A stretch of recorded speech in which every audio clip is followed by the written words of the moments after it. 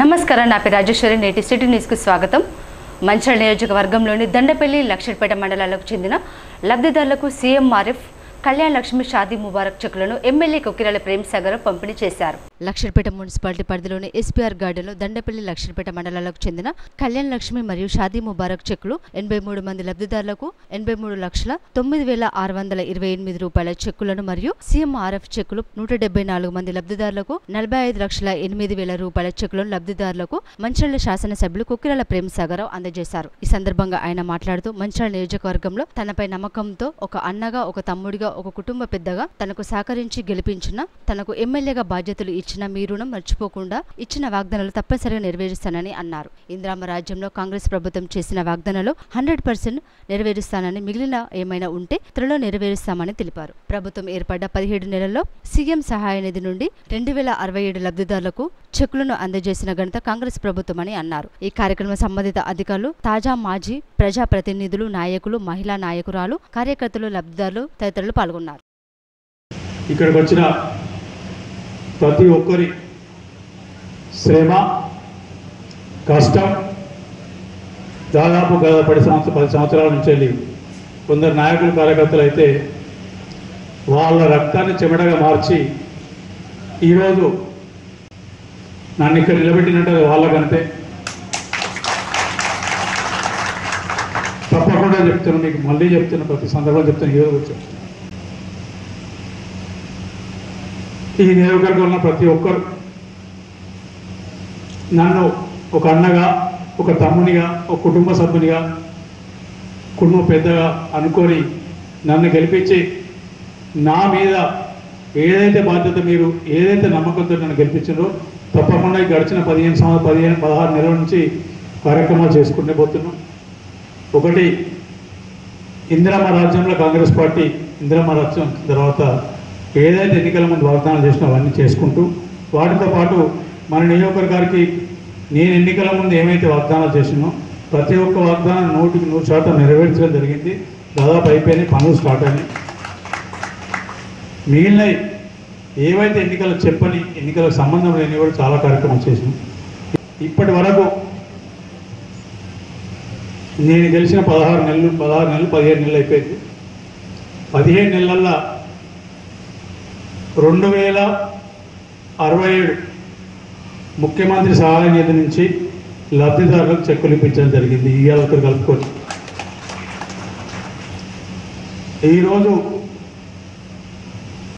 కళ్యాణ లక్ష్మి షాదీ ముబారక్ వచ్చేసి 1,935 ఈ రోజుతో, అంటే ఈ రోజు రేపు ఇచ్చే కలుపుకొని ఇస్తున్నాం. ఇవి దాదాపు 2 కలిపి 4,002 అయినాయి. సీఎం రిలీఫ్ కానివ్వండి, మన కళ్యాణ లక్ష్మి షాదీ ముబారక్ కానీ. ఈ 4,200 వాళ్ళ 20 ఏళ్ళ టర్మ్లో ఇప్పుడు ఇవ్వాలి, 20 ఏళ్ళు 30 ఏళ్ళ టర్మ్లో ఎవరు ఇవ్వాలి. ఈ గడిచిన 16 నెలలు ఇచ్చిన నా కోరిక ఒకటంటే, ఎవరికి అనారోగ్యం రావాలని కోరుకోవడం లేదు, కాకపోతే ఎవరికి అవసరం ఉన్నా ఖచ్చితంగా జన్నారం మండలంలోని ఇందన్పల్లి అటవీ రేంజ్ పరిధిలో గల కొత్తపేట గ్రామ శివార్లో జేసీబీతో మట్టి తవ్వకాలు చేపడుతున్నారు.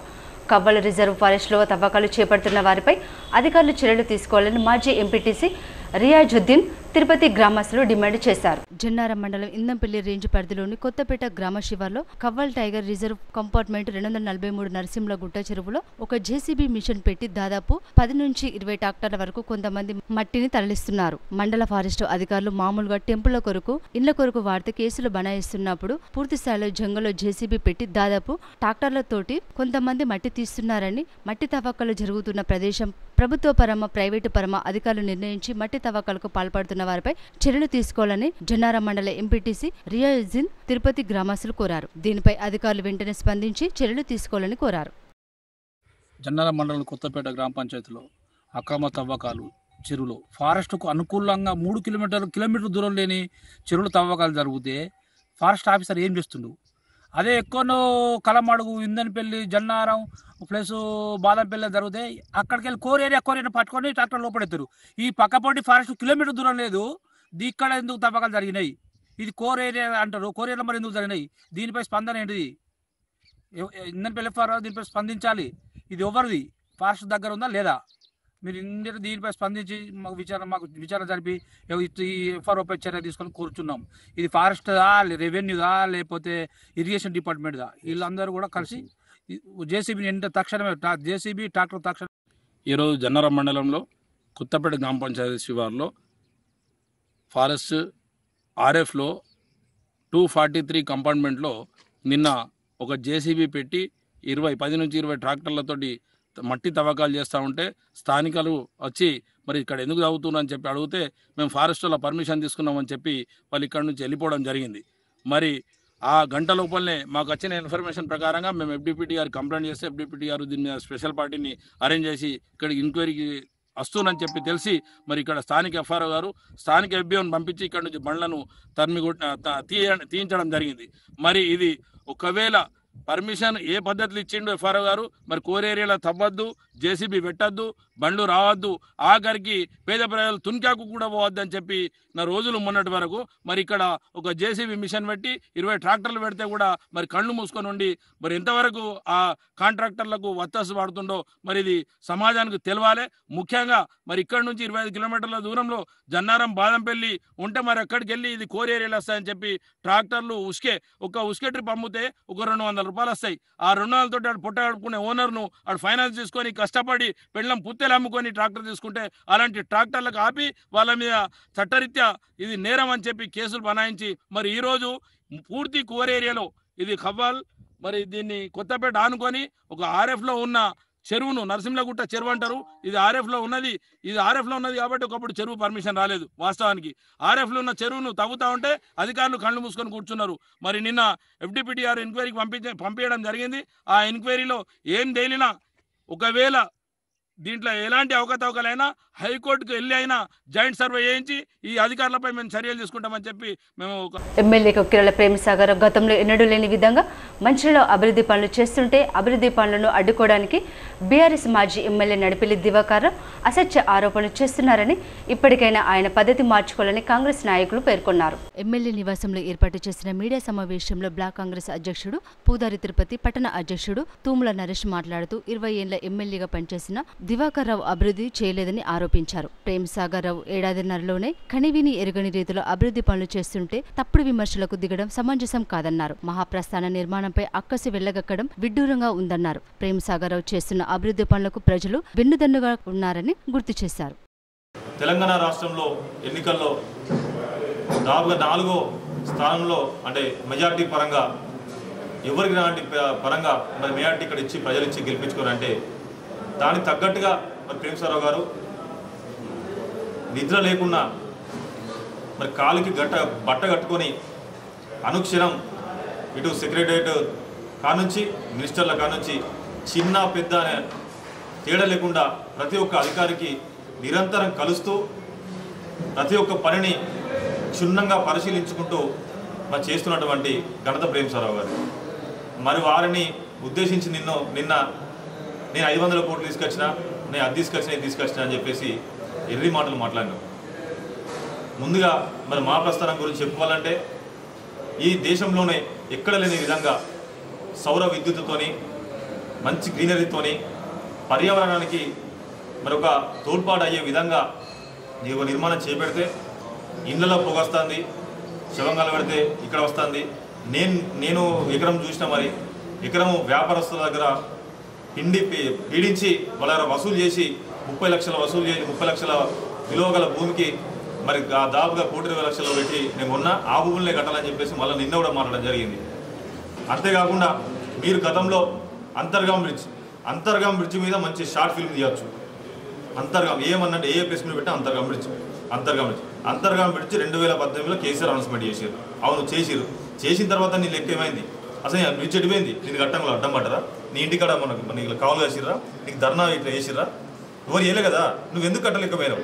ఇలా ప్రేమసాగర్ గారు 100 రోజులలో మా ప్రస్థానం నిర్మించారు. అనుకున్నారు ప్రజలకు చేయాలని చెప్పి చేసిర్రు. అదేవిధంగా రోడ్లు నిర్మాణం చేసిర్రు. అదేవిధంగా ఎన్నో కార్యక్రమాలు ఇవాళ మా పేపర్లు కాదు, పాలాభిషేకాలు కాదు, మా ముఖ్యం ఇలా ప్రజల అభివృద్ధి, ప్రజలకు చేయాల్సిన పనులు చేయాల్సిన చెప్పేసి ప్రేమసాగర్ ముందు పోతున్నారు. మీ అన్ని కాకి లెక్కలు మరి పేపర్ల వరకే ఉండడం, పాలాభిషేకాలు తప్ప ఏ రోజు మీరు పనిచేసిర్రు? 5 ఏళ్ళు గడుస్తుందా అండి? 5 ఏళ్ళ తర్వాత వచ్చి సాయిల్ టెస్ట్ చేస్తారా? సాయిల్ టెస్ట్ చేసిరట. నా డబ్బులను వెనుకవని డబ్బులు వేరేకెళ్ళి పెట్టినట్టు. అవును, ఈరోజు మేము చెప్తున్నాం, నువ్వు నీకు చాదగాక డబ్బులు తీసుకురాకపోయినావు, నీకు చాదగాక అంతర్గా మిర్జాత కట్టలేకపోయినావు అని ఒప్పుకో. నీ చాదగాక తనే ఈరోజు ప్రజలకు చెప్పి నువ్వు తప్పు క్షమించని చెప్పేసి ప్రజలు ఒప్పుకో తప్ప ఇక ప్రేమ్ సారావు గారు పనిచేస్తుండే వాళ్ళ కాళ్ళల్లో కట్టెలు అడ్డం పెట్టడం సబుగా అని చెప్పేసి మీకు చెప్పడం జరుగుతుంది. అంతేకాకుండా ఈరోజు మా ప్రేమ్ సారావు గారు మరి గెలిచిన నాల్సి నుండి మన నిద్ర పోకుండా అభివృద్ధి కార్యక్రమాలు చేస్తారు. ఈరోజు మార్కెట్ అయితే ఏమి వ్యాపారస్తులు అందరూ ఒప్పించి రోడ్డు వెలువరించే కార్యక్రమం, రేపో ఎల్లుండో మళ్ళా 78 కోట్లతో జీవో వచ్చే కార్యక్రమం. అంతేకాకుండా ఈరోజు యువకులు కావచ్చు, ఇక చాలామంది నిరుద్యోగులని చెప్పేసి వాళ్ళ కోసం ఇండస్ట్రియల్ పార్క్ గురించి ఇష్టం రీతి మాట్లాడినావు. ఇండస్ట్రియల్ పార్క్ అయిపోయింది, కోర్టులో కేసు నడతాని చెప్పేసి ఒకరితో కోర్టులో కేసు నువ్వు కావాల్సిన వేయించి ఈరోజు ఎంతోమంది ప్రజలకు కావచ్చు, నిరుద్యోగులకు కావచ్చు నువ్వు అడ్డం పడదాం, వాళ్ళ వ్యాపారస్తులు వాళ్ళు ఏదైతే వాళ్ళు చేసుకునే కళలకు అడ్డం పడే కార్యక్రమం చేసాం. అయినప్పటికీ కూడా ప్రేమ్ సారావు గారు అనుకున్న చేస్తా అన్నారు, చేసిర్రు. అక్కడ భూమి ఎవరైతే కోల్పోయారో వాళ్ళందరూ కూడా చెక్కులు ఇచ్చే కార్యక్రమం కూడా పూర్తి అయిపోయింది. అంటే నువ్వు ఏది కూడా అంటున్నావో అన్నీ అయితలేవు అనే స్టేషన్లో ఏదో చేద్దామనేసి ఏదో మాట్లాడదామని చెప్పేసి మాట్లాడే సవగా అని చెప్పి చెప్పడం జరుగుతుంది. ఇక్కడ ప్రజలు గమనిస్తున్నారు. దివాకర్ రావు గారు మీరు ఒకసారి ఆలోచించండి. 20 ఏళ్లలో నువ్వు చేయలేని అభివృద్ధిని ఈరోజు మంచిర్యాల శాసనసభ్యులు ప్రేమ్ సారావు గారు చేసి చూపిస్తున్నారు. నీకు చేతనైతే ధైర్యము దమ్ము ఉంటే మేము వస్తాం, మా ఎమ్మెల్యే గారు అవసరం లేదు. పూర్తి ఆధారాలతోటి సబ్జెక్టుతోటి జీవులతోటి మేము రావడానికి మేము సిద్ధంగా ఉన్నాం. నీకు చేతనైతే నీ కొడుకుని తీసుకొచ్చుకుంటావు, నీ పక్కన టీఆర్ఎస్లో ఎవరు తీసుకొచ్చుకుంటావు, ఎక్కడికంటే మేము అక్కడికి రావడానికి సిద్ధంగా ఉన్నాం.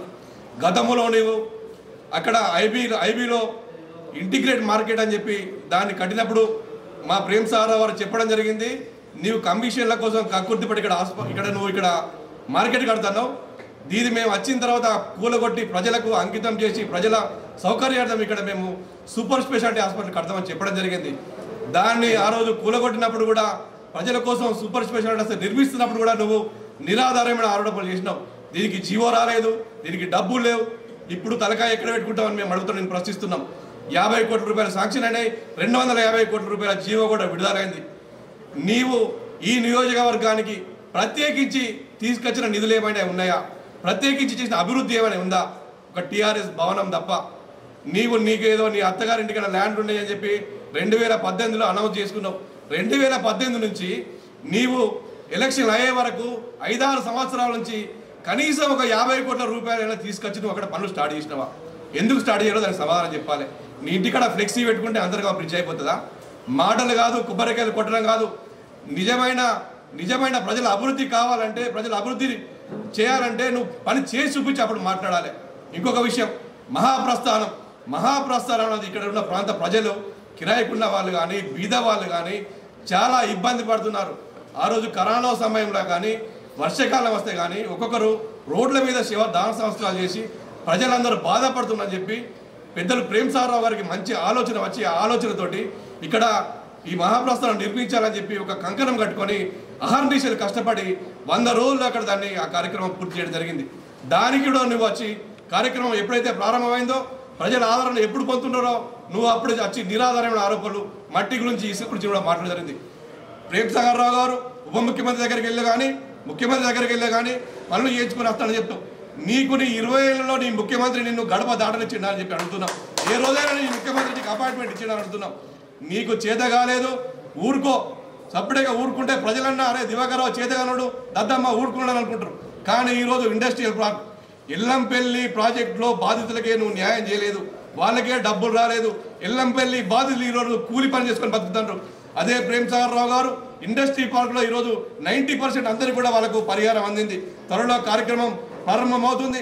దాని ద్వారా ఇక్కడ వరకు వ్యాపారాలు పెరుగుతాయి, ఇక్కడ యువకులకు ఉపాధి పెరుగుతుంది. ఇవన్నీ కూడా ఇక్కడ మేము అభివృద్ధి చేయడానికి సిద్ధంగా ఉన్నాం మీకు తెలియజేస్తూ ప్రజలు కూడా పూర్తిగా నమ్ముతున్నారు. ప్రేమ్ సాగర్ రావు గారు ఒక పని మొదలు పెడితే అది అయిపోయేదాకా వదిలిపెట్టరని చెప్పి ప్రజలు కూడా పూర్తిగా నమ్మకం కలిగిందని తెలియజేస్తూ ఇంకొకసారి నిరాధారమైన ఆరోపణలు చేయొద్దని చెప్పి టీఆర్ఎస్ నాయకులకు కానీ దివాకర్ రావు కానీ మేము హెచ్చరించడం జరుగుతుంది. క్యాతన్పల్లి మున్సిపాలిటీలోని అమరావతి గ్రామంలోని వ్యవసాయ భూమి వద్ద ఏర్పాటు చేసిన కరెంటు తీగలకు తగిలి 13 బర్రెలు మృత్యువాత పడ్డాయి. దీంతో తమకు న్యాయం చేయాలంటూ బాధితులు ఆందోళన చేపట్టారు. రామకృష్ణపూర్ పట్టణంలోని అమరావతి గ్రామంలో ఉన్నటువంటి చెరువు సమీపంలో కూరగాయలు పండిస్తున్న రైతు పశువుల నుండి రక్షణ పొందడానికి పంట భూమికి విద్యుత్ తీగలను అమర్చడంతో విద్యుత్ షాకు తగిలి 13 గేదెలు మృతి చెందాయని ఆయా గేదెల యజమానులు వాపోయారు. తమకు నష్టపరిహారం చెల్లించాలని ఏరియా ఆసుపత్రి సమీపంలోని ప్రధాన రహదారిపై బైఠాయించి ధర్నాకు దిగారు. పాడి రైతులు తాము ఉపాధిగా గేదెలపై ఆధారపడుతూ జీవనం సాగిస్తున్నామని, విద్యుత్ తీగలను అమర్చిన భూమి యజమానిపై చట్టపరమైన చర్యలు తీసుకోవాలని, ప్రభుత్వం తమను ఆదుకోవాలని విజ్ఞప్తి చేశారు. విషయం తెలుసుకున్న మందమరి సిఐ శశిధర్ రెడ్డి, పట్టణ ఎస్ఐ రాజశేఖర్ సంఘటన స్థలానికి చేరుకుని పశువుల యజమానులకు న్యాయం జరిగే చర్యలు తీసుకుంటామని హామీ ఇవ్వడంతో పశువుల యజమానులు ధర్నాకు విరమించి తమకు న్యాయం చేయాలని కోరారు. ధర్నా చేసిన వారిలో అమరావతి పాడి రైతులు, పలు రాజకీయ నాయకులు ఉన్నారు.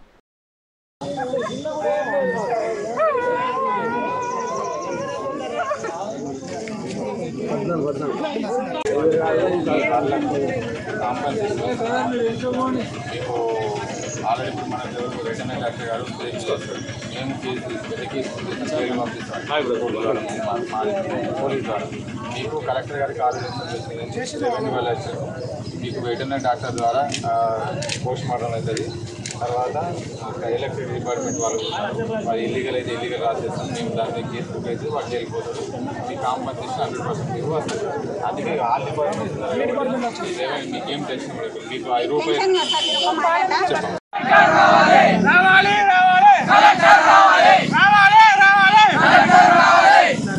కలెక్టర్ రావాలి. చనిపోయిన పశువుల ప్రతి దానికి న్యాయం జరగాలని కోరుకుంటున్నాం. మొత్తం అన్ని విన్న దాని విన్న బతుకుడు మాకేం ఆధారం లేదు.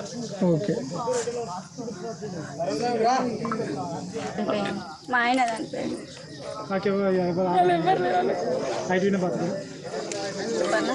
మా ఆయన చనిపోయింది, మా కొడుకు చనిపోయింది. నేను బర్రెల పాలు అమ్ముకొని నీ కష్టం చేసుకొని బతుకుతాను. ఇప్పుడు నా భార్య చనిపోయింది, నేను ఎట్లా బతకాలి? తీసుకొని కానీ కరెంట్ పెట్టుడు ఎంతవరకు కరెక్ట్? ఈ బర్రెలను ఏం చేద్దాం అనుకుంటాను. మరి వ్యవసాయదారులు ఇట్లా దాడి పెట్టక ఏం పెట్టక మీద తోట పెట్టుకొని బర్రెలు తెచ్చిన వాళ్ళ కరెంట్ పెట్టి చంపుడు ఎంతవరకు కరెక్ట్? అది మాకు న్యాయం కావాలి. తోటలు పెట్టుకోవాలి కానీ చుట్టూ కరెంట్ వేసి ఈ తోటలు పెట్టుడు ఎంతవరకు కరెక్ట్? ఏమన్నంటే బర్రెలను తిడతారు, వచ్చినాయి తిన్నాయి అని. తింటే 1000 రూపాయలు దండుకు తీసుకోవాలి. మా బర్రె వచ్చింది, ఇప్పుడు మా బతుకేంటిది? మేము ఎట్లా బతుకుంటాం? మా పరిస్థితి ఏంటిది? మీరు మాకు న్యాయం చేయాలి అంతే. 50,000 పెట్టినా, 60,000 పెట్టినా, 70,000 పెట్టినా ఇప్పుడు బర్రె అత్తలేదు మాకు. మేము కైకిరి కాలం ఎట్లా కొనుక్కొని బతుకుడు? కలెక్టర్ వచ్చేదాకా మాకు కలెక్టర్ వచ్చి ఏదన్నా ఒకటి మా బర్రెలకు న్యాయం చేయాలి. మా బతుకులే బర్రెల మీద. నాకు ఆ భర్త లేడు, నా కొడుకు లేడు, నా బిడ్డను చదువుకుంటాను నేను పాలు అమ్ముకొని. అయితే అన్న ఇక్కడ అమరాజీ శివారు మన చెరువు పక్కన ఏరియా హాస్పిటల్కు అపోజిట్లో ఉంటుంది. ఇందులో వ్యవసాయం ఏం లేదు. ఆయన డైరెక్టు కరెంటు వైరు షాకు ఏ వచ్చినా మనిషికైనా దేనికైనా కరెంటు పడే విధానంగా అతను పెట్టేసిండు. కాబట్టి ఇప్పుడు మా గ్రామం నుంచి 13 బర్రెలు అంటే పెద్ద భారీ ఎత్తున పాలిచ్చేటి వీనేటి ఇంకా 13 బర్రెలు చనిపోయాయి. ఏదేమైనా వాళ్లకు న్యాయం జరగాలని మిమ్మల్ని మేము కోరుకుంటున్నాం. ఈ చుట్టుపక్కల ప్రతినిధులను, కలెక్టర్ను అందరినీ వేడుకుంటూ మనస్ఫూర్తిగా వాళ్లకు న్యాయం జరగాలని నేను అందరినీ వేడుకుంటూ, మీరు కూడా దానికి మీ పత్రికా విలేకరులు కూడా సహకారం చేయాలి. నా మనస్ఫూర్తిగా చనిపోయిన ప్రాణం ఇప్పుడు ఇంకా ఎన్నెన్నో ఉన్నాయి అక్కడ, మేకలే కావచ్చు, గొర్రెలే కావచ్చు, ప్రతి దానికి ఇప్పుడు మనం కూడా వస్తేస్తాం. దేనికి అనేది కాకుండా వాళ్ళు కూడా, ఈ వ్యవసాయదారులు కూడా జాగ్రత్త పడాలి. డైరెక్ట్ అట్లా పెట్టకుండా వాళ్ళు కూడా జాగ్రత్త పడాలి. ఇందులో ఏమన్నా ఉన్నదా లేదా అనేది చూసుకుంటూ ప్రతి దానికి ఆన్సర్ ఇవ్వాలి. సరే 1-2 సార్లకు ఎవరు ఏంటిది అనేది కూడా వాళ్ళకు ఇంటిమేషన్ ఇవ్వాలి. ఘోర అగ్ని ప్రమాదంతో హైదరాబాద్లోని పాత బస్తీ ఒక్కసారిగా ఉలిక్కిపడింది. చార్మినార్ పరిధిలోని గుల్జర్ హౌస్లో ప్రమాదవశాత్తు అగ్ని ప్రమాదం సంభవించి పెద్ద ఎత్తున మంటలు చెలరేగాయి. స్పాట్లోని 3 సజీవ దహనం కాగా వివిధ ఆసుపత్రుల్లో చికిత్స పొందుతున్న 14 మంది క్షతగాత్రులు మృత్యువులోకి చేరుకున్నారు. హైదరాబాద్ చార్మినార్ పరిధిలో ఘోర అగ్ని ప్రమాదం జరిగింది. తెల్లవారు తెల్లవారుజామున జరిగిన ఈ ఘటన నగరమంతా ఉలిక్కిపడేలా చేసింది. కృష్ణా పెరల్స్, మోడీ పెరల్స్ షాపులతో పాటు ఇండ్లకు మంటలు వ్యాపించడంతో ప్రమాద తీవ్రత పెరిగింది. ఏసీ కారణంగా మంటలు చెలరేగగా స్పాట్లోనే 3 మరణించారు. వివిధ ఆసుపత్రుల్లో చికిత్స పొందుతున్న మరో 14 మంది కూడా మరణించడంతో మృతుల సంఖ్య 17కు చేరింది. అగ్నిమాపక సిబ్బంది రెస్క్యూ చేశారు. మంటల కారణంగా ఊపిరాడక అపస్మారక స్థితిలోకి వెళ్లిన వారిని హుటాహుటిన హిమాయత్ నగర్ అపోలో హాస్పిటల్, యశోదా ఉస్మానియాకు తరలించారు. పాత బస్తీలో జరిగిన ఘోర అగ్ని ప్రమాదంలో 17 మంది మృతి చెందడంపై ప్రధానమంత్రి నరేంద్ర మోడీ, ముఖ్యమంత్రి రేవంత్ రెడ్డి దిగ్భ్రాంతి వ్యక్తం చేశారు. మృతుల కుటుంబాలకు కేంద్ర రాష్ట్ర ప్రభుత్వాలు ఎక్స్గ్రేషియా ప్రకటించి బాధిత కుటుంబాలకు అండగా ఉంటామని ప్రభుత్వాలు హామీ ఇచ్చాయి. హైదరాబాద్ చార్మినార్ పరిధిలో ఘోర విషాదం చోటు చేసుకుంది. చార్మినార్కు సమీపంలోని గుల్జర్ హౌస్ లో భారీ అగ్ని ప్రమాదం జరిగింది. భవనం మొదటి అంతస్తులో మంటలు చెలరేగాయి. ఈ ఘటనలో 17 మంది మృతి చెందారు. మృతుల్లో 2 చిన్నారులు, 4 మహిళలు ఉన్నారు. ప్రమాదంతో భవనంలో ఉన్న పలువురు ఊపిరి ఆడక స్పృహ కోల్పోయారు. దీంతో వారిని ఉస్మానియా, యశోదా, DRDO, అపోలో ఆసుపత్రులకు తరలించారు. కొందరు ఘటనా స్థలంలో, మరికొందరు ఆసుపత్రిలో చికిత్స పొందుతూ మృతి చెందారు. షార్ట్ సర్క్యూట్ వల్లే ఈ ప్రమాదం జరిగినట్లు అధికారులు భావిస్తున్నారు. ఘటనా స్థలానికి అగ్నిమాపక, DRF, GHMC పోలీసు సిబ్బంది చేరుకుని సహాయక చర్యలు చేపట్టి మంటలను అదుపులోకి తీసుకొచ్చారు. ఈ ప్రమాదంపై ప్రధాని నరేంద్ర మోడీ, ముఖ్యమంత్రి రేవంత్ రెడ్డి దిగ్భ్రాంతి వ్యక్తం చేశారు. ప్రమాదంలో మృతి చెందిన వారికి కేంద్ర ప్రభుత్వం 2 లక్షల ఎక్స్గ్రేషియా ప్రకటించింది. క్షతగాత్రులకు 50,000 అందజేయనున్నట్లు ప్రధాని మోడీ తెలిపారు. రాష్ట్ర ప్రభుత్వం తరపున మృతులకు 5 లక్షల ఎక్స్గ్రేషియా అందజేసి వారికి అండగా ఉంటామని ఉప ముఖ్యమంత్రి బట్టి విక్రమార్క తెలిపారు.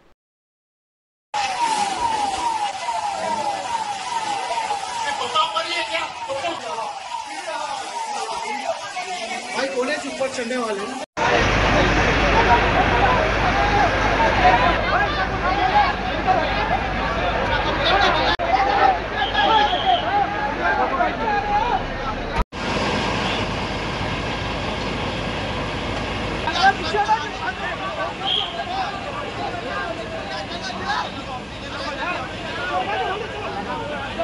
సిటీ న్యూస్ ఇంతటితో సమాప్తం. తిరిగి ప్రసారం సిటీ న్యూస్లో మళ్ళీ కలుసుకుందాం. అంతవరకు సెలవు. నమస్కారం.